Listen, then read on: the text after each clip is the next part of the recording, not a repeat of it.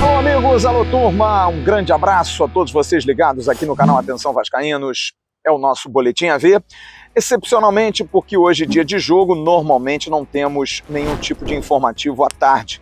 Estamos nos preparando para o pré-jogo e o pós-jogo, porque logo mais, a partir de 20h45, a gente entra trazendo as informações para Juazeirense e Vasco pela segunda rodada da Copa do Brasil. Mas hoje nós fomos convidados a vir a São Januário, os jornalistas todos estiveram aqui por conta de uma reunião com o presidente Jorge Salgado para esclarecimentos sobre o assunto SAF, que é um assunto que está borbulhando, que está fervilhando. Inclusive amanhã vai ter uma reunião do Conselho Deliberativo para definir ritos e provavelmente indo para a AGE, como por exemplo o Estatuto do Vasco já abraçar a possibilidade do futebol do clube virar sociedade anônima.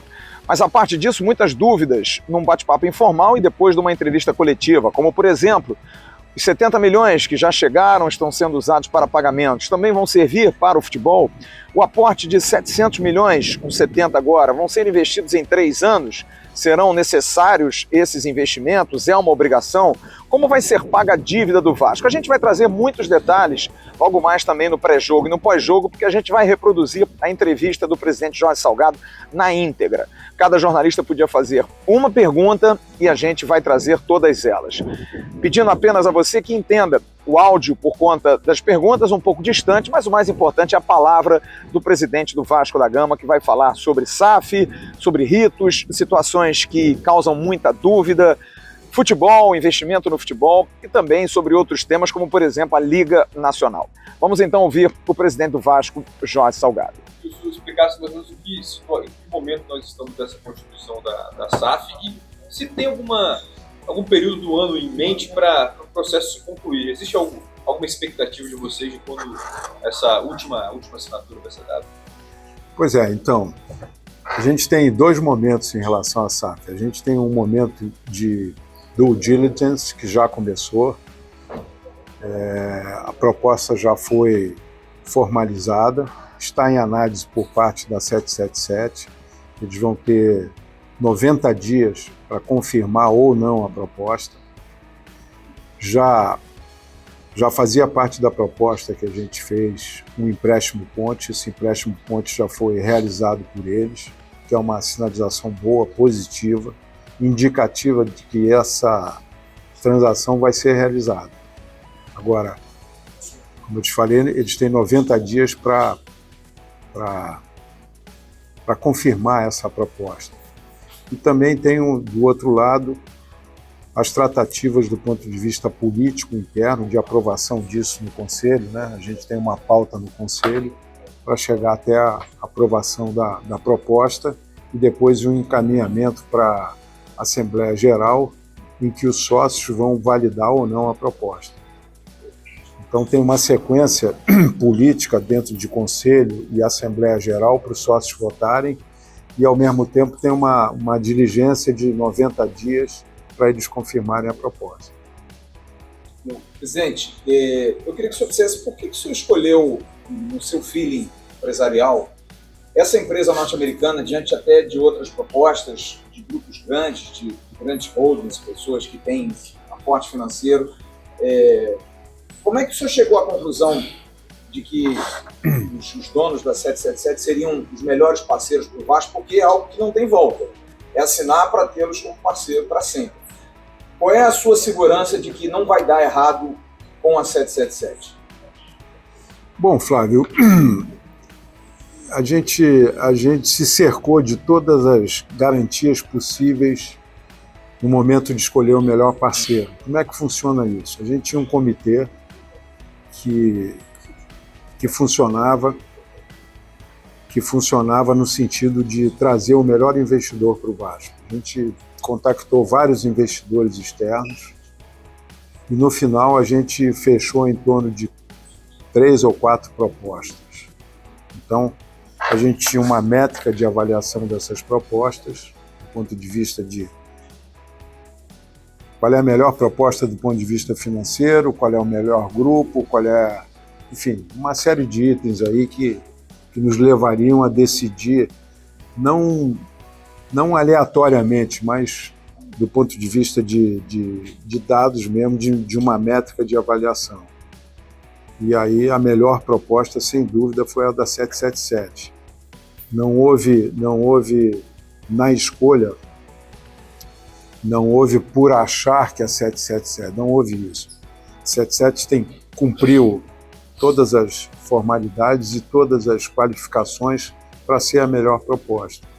É um grupo que já tem uma experiência no futebol, já tem uma experiência em mídia esportiva, vai nos trazer uma cultura de conhecimento absurda para dentro do Vasco, do ponto de vista de inovações, não só do ponto de vista de comunicação, inovação digital, inovação em marketing. Então, eu acho que a gente está com um parceiro robusto e a proposta realmente foi a melhor proposta, sem dúvida, que a gente recebeu.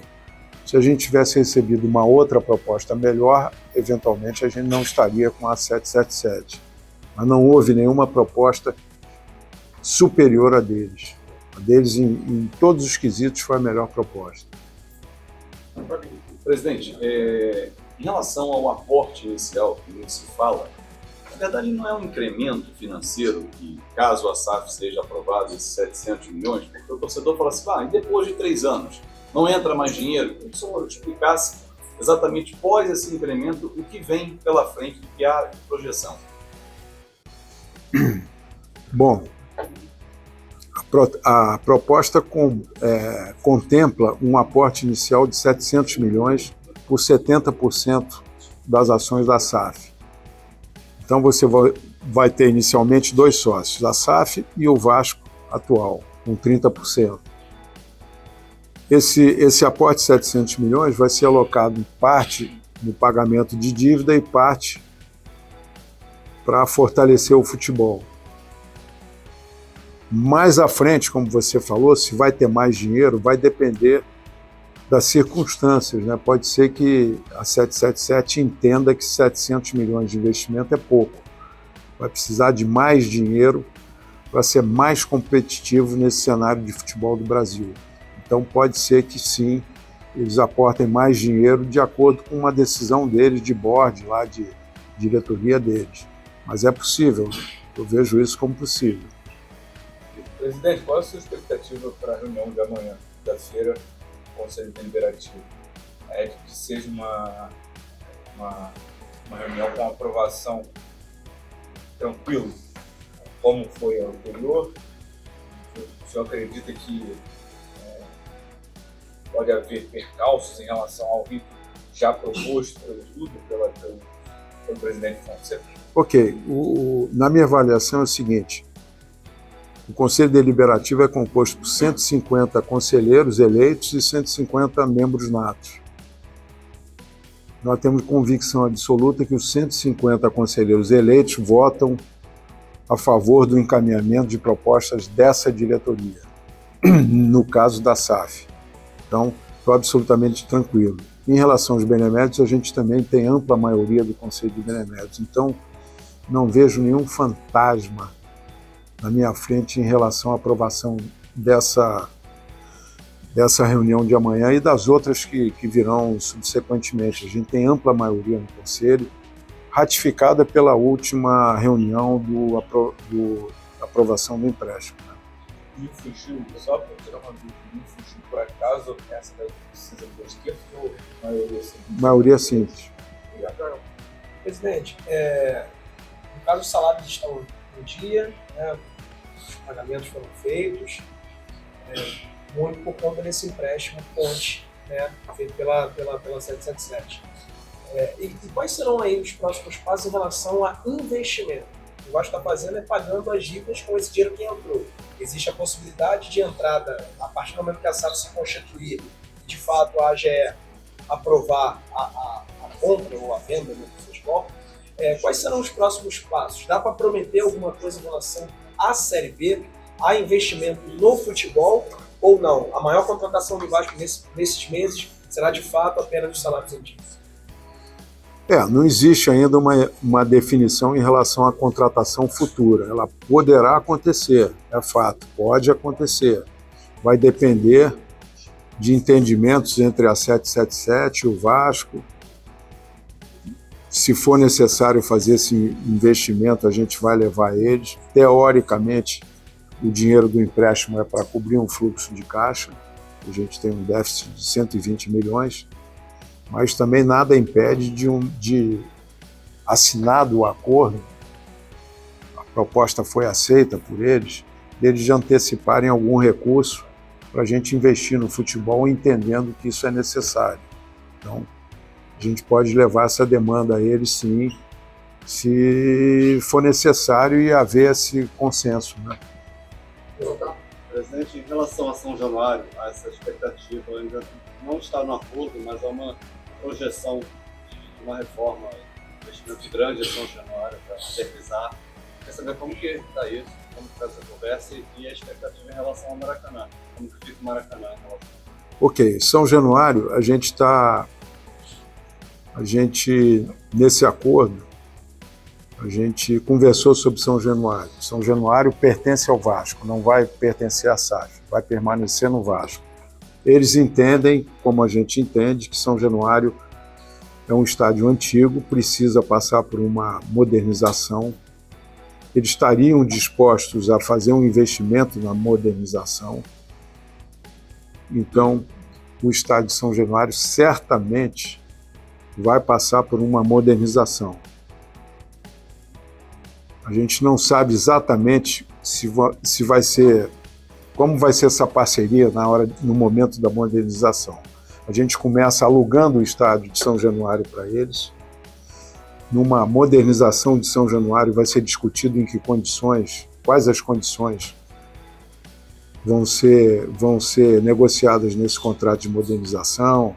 Eles vão explorar o estádio, não vão? Qual é a cota dessa receita que vem para o Vasco? Isso tudo vai ser negociado. Agora, independentemente disso, eu estou já vinha construindo antes da 777, uma viabilização da construção aí do Estádio Novo de São Januário, que está bastante avançado. Semana passada estive na prefeitura com o Eduardo Paes falando especificamente sobre São Januário.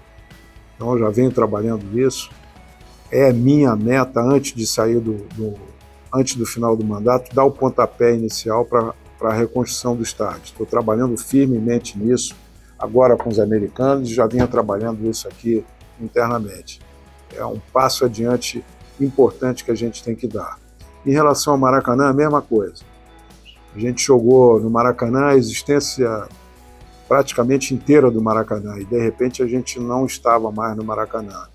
Isso é um fator de enfraquecimento do Vasco, no meu entendimento. A gente tem que voltar para o Maracanã. É uma coisa simples, fácil? Não é. Primeiro a gente tenta voltar através da diplomacia, do entendimento entre os clubes. O Flamengo seria favorável à volta do Vasco para o Maracanã. O Fluminense coloca algumas dificuldades, já está lá dentro, acha que é difícil 3 clubes estarem presentes ao mesmo tempo no Maracanã. Eu acho que tem solução para 3 clubes. Vamos procurar esse entendimento e vamos esgotar isso até onde a gente puder. Depois, se não houver esse entendimento, a gente vai olhar para o edital e ver em que condições a gente pode participar e voltar para o Maracanã. O presidente, o senhor que esteve lá no Palmeiras nessa negociação, até para o torcedor do Vasco saber quanto a 77 Partners conhece o Vasco, se o senhor falasse sobre isso. Eles já estavam interessados em investir em clube aqui na América do Sul, centraram no Brasil pela importância do Brasil em termos de futebol. É o país assim mais importante, considero o país mais importante do mundo em termos de futebol, conquistas, história. Agora então com a possibilidade de a gente eventualmente ter uma liga, com a possibilidade da nova lei de sociedade anônima de futebol, da SAF, isso trouxe uma segurança jurídica boa para eles do ponto de vista de pagamento de dívida. Eu acho que a gente está num momento de disruptura aqui no futebol brasileiro, a gente vai dar um passo importante para se modernizar, para caminhar numa direção que a gente já devia estar há muito tempo, que é a construção de uma liga de futebol. Tem 3 importantes empresas interessadas de montar essa liga. Os clubes já estão tendo reunião com essas primeiro 2 empresas, agora entrou a terceira, a liga com a XP, com a ajuda do Ronaldo. A gente vai ter uma reunião lá no dia 15 vai ter uma apresentação dessa liga. Então eu estou percebendo nas minhas conversas com o clube, liga, conversei ontem também com liga, essa liga vai acontecer ainda esse ano. A CBF é receptiva, o presidente Reinaldo é receptivo à criação da liga, há entendimento de CBF, clubes em relação a isso. Então, isso aí vai ser uma ruptura também com esse modelo antigo aí de CBF, tomando conta do calendário e tomando conta também de negociação, enfim. Eles mostraram o conhecimento do governo. Mostrar, né? Desculpa. Então é isso, quer dizer, há 3 meses e meio, mais ou menos, eles estão em conversas com a gente e eles chegaram no Vasco. Foi mais ou menos... Nós não chegamos a eles chegaram ao Vasco. Foi um pouco as duas coisas, mas mais interesse deles por conhecerem e estudarem o Vasco. Estudaram a história do Vasco, conhecem a nossa história, conhecem as nossas conquistas, conhecem a importância do Vasco no ponto de vista de Brasil. A gente é a 5ª maior torcida do Brasil, a gente é um clube nacional, a gente é um clube que está na 2ª maior cidade do Brasil, também com 15 milhões de habitantes. Isso chama atenção muito para eles, do ponto de vista de estar realizando um bom negócio com um clube que é o clube para eles, do ponto de vista dessas características todas. Ele dificilmente ia encontrar essa característica em outros clubes. Aqueles clubes que estão assim na frente estão num modelo diferente. Nesse modelo atual, o Vasco, sem dúvida nenhuma, é a maior atração e eles capturaram isso com muita sabedoria e com muita rapidez. É isso, turma. São as respostas, os esclarecimentos para alguns temas do presidente Jorge Salgado. Prometo agora, com mais calma, para estar preparado ainda mais para logo mais no pré-jogo e no pós-jogo, trazer mais detalhes desse importante encontro com jornalistas, para muitas perguntas, muita coisa perguntada, mas algumas coisas são fundamentais que a gente diga aqui. Sim, o Vasco está faltando um mês para a abertura da Série B do Campeonato Brasileiro, vendo a possibilidade concreta de reforçar ainda o seu elenco. Sim, vai reforçar. Há uma gestão já quase que compartilhada com a empresa norte-americana por conta de possíveis investimentos. É claro que depende da SAF a aprovação, mas algumas coisas já estão sendo faladas, estão sendo tratadas. O presidente Jorge Salgado também falou sobre São Januário, aquilo que vai ser feito com o estádio do Vasco, também respondeu na coletiva. A relação envolvendo os investimentos, os 700 milhões, para onde vão, tem que ser pagos em 3 anos. Também a forma como a dívida vai ser paga. Enfim, tem muita coisa que a gente vai trazer, além da participação do Vasco nesses 30% restantes, se a SAF passar. E aí, quem vai comandar? Já há um board, já há uma ideia de quem vai estar no comando do futebol? Já há esse tipo de ideia das duas partes? Vai ser gente do Brasil? Vai ser gente de fora?